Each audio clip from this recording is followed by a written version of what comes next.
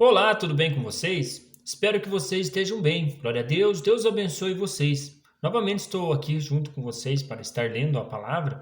Hoje a gente vai estar terminando de ler o livro de Marcos. Vamos estar lendo o capítulo 15 e o capítulo 16. Vamos estar dando uma olhada no contexto ali que Jesus se encontra com Pilatos e também vamos ver ali o momento da ressurreição dele.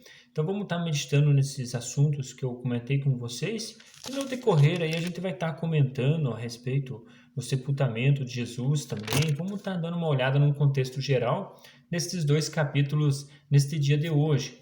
Mas então vamos lá. Senhor, nosso Deus, nosso Pai, te pedimos, Senhor, mais uma vez a sua orientação para que possamos entender a tua palavra, Pai, em nome de Jesus. Amém. No capítulo 15, ele vai falar bem assim, ó. De manhã bem cedo, o chefe dos sacerdotes, com os líderes religiosos, mestres da lei, e todo o sinédrio chegaram à decisão. Amarraram Jesus, levaram-no e o entregaram a Pilatos. Você é o rei dos judeus? Perguntou Pilatos. Tu o dizes, respondeu Jesus.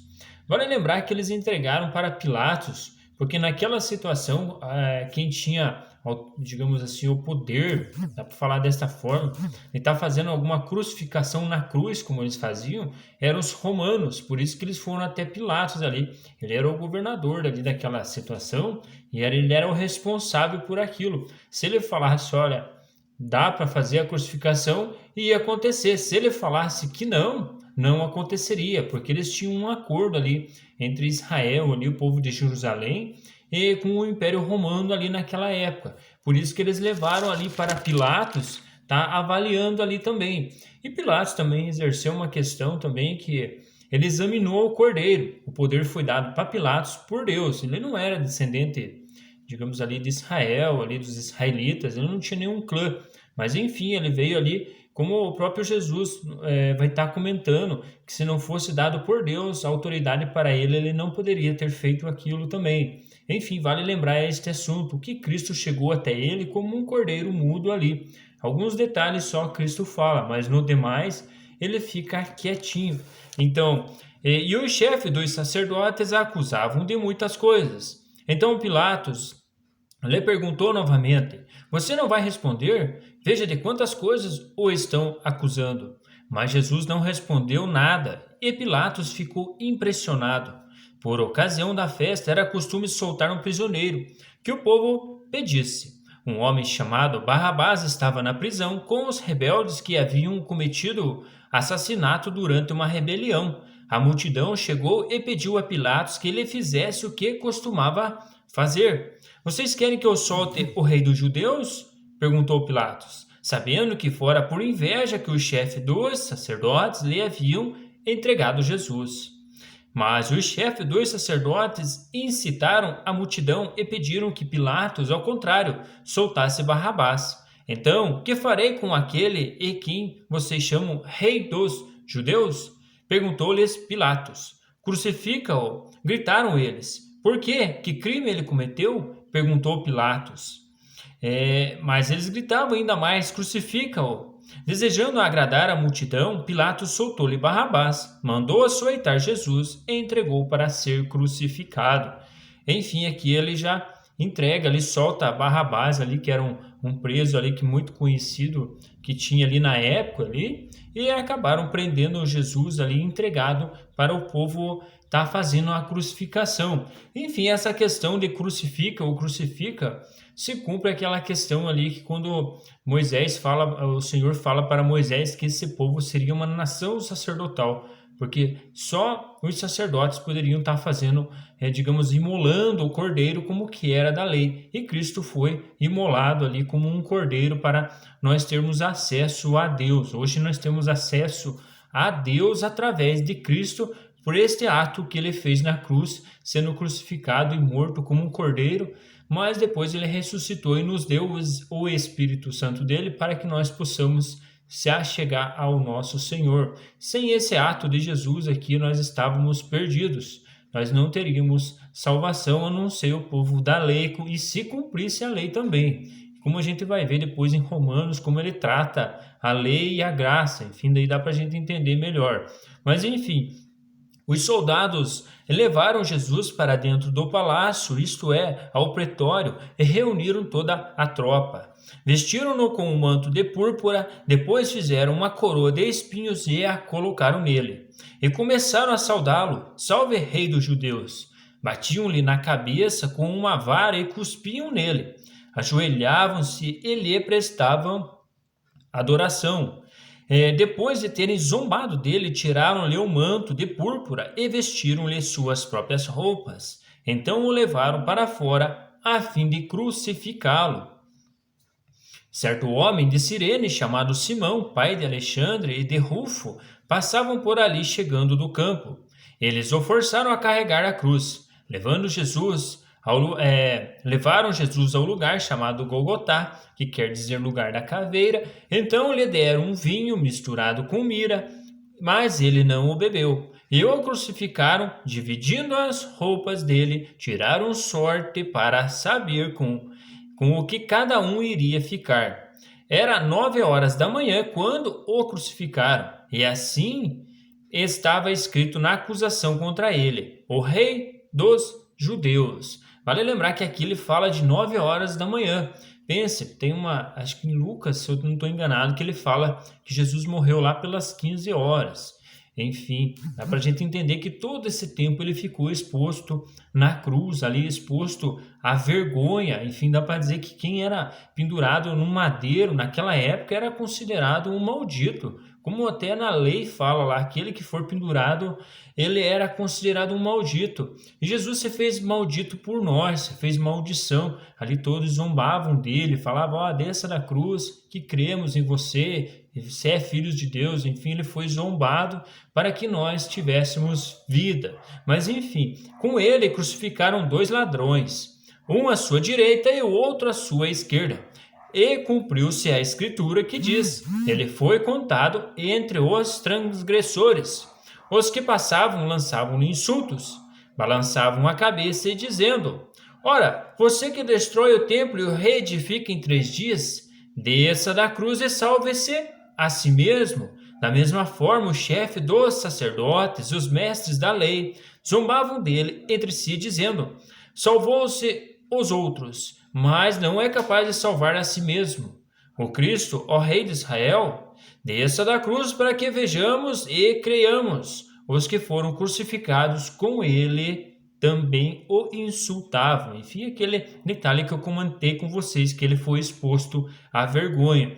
E houve trevas sobre toda a terra, do meio-dia às 3 horas da tarde.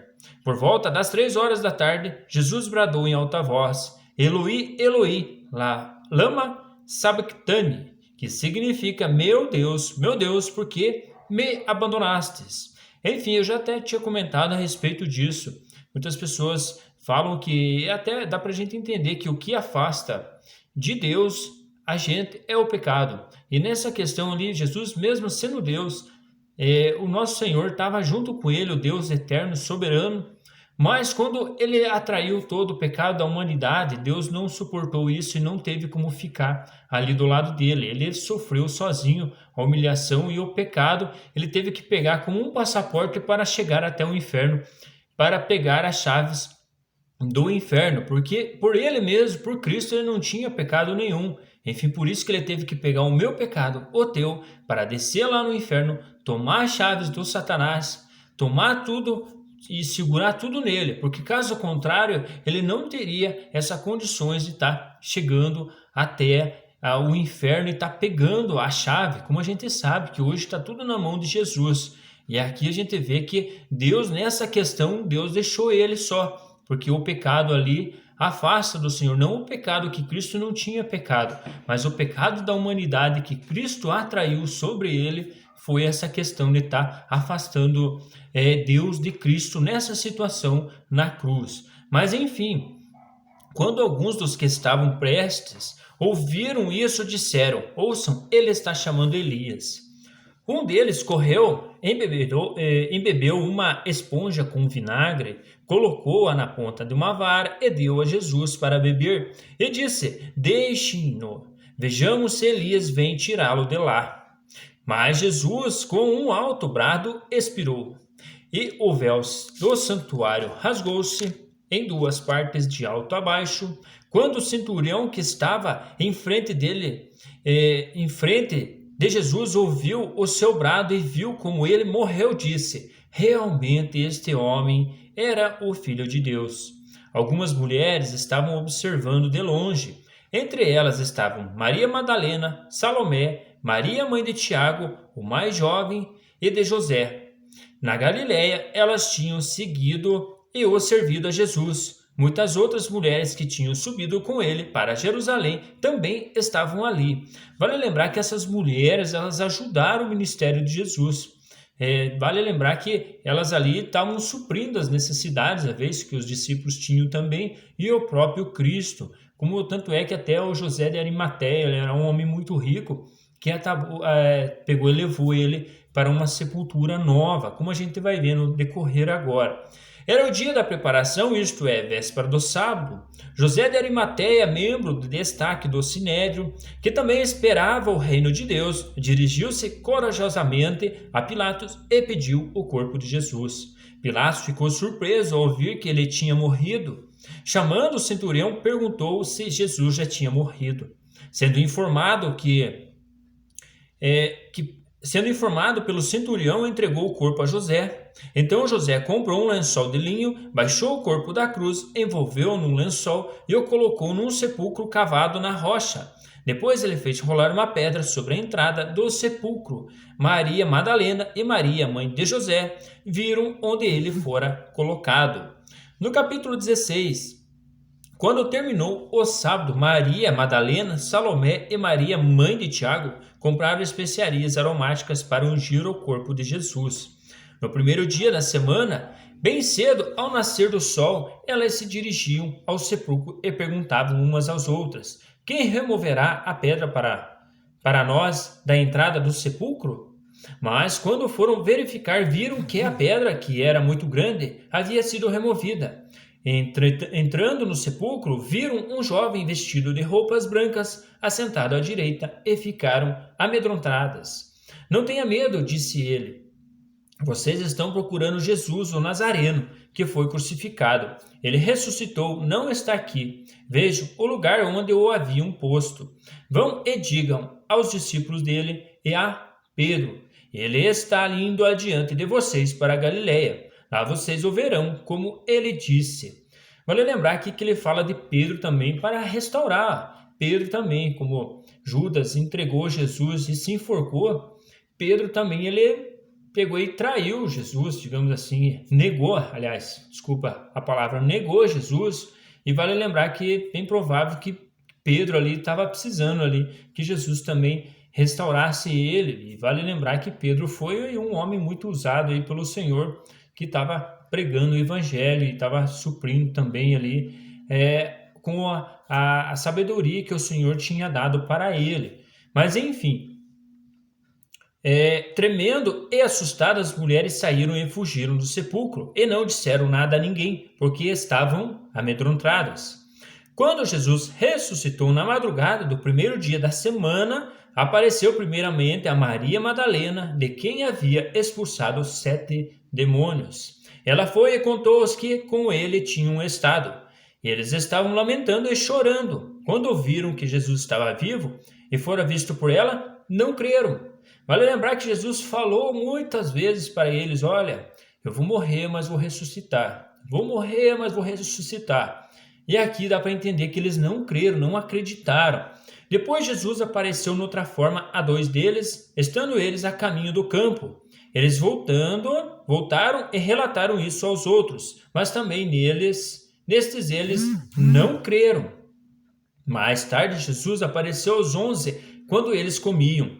Censurou-lhes a incredulidade e a dureza de coração, porque não acreditaram nos que o tinham visto depois de ressurreto. E disse-lhe: vão pelo mundo todo e preguem o evangelho a todas as pessoas.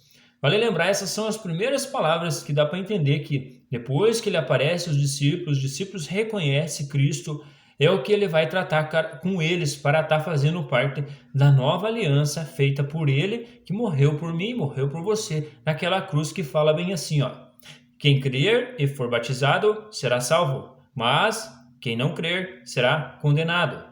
Estes sinais acompanharão os que creem.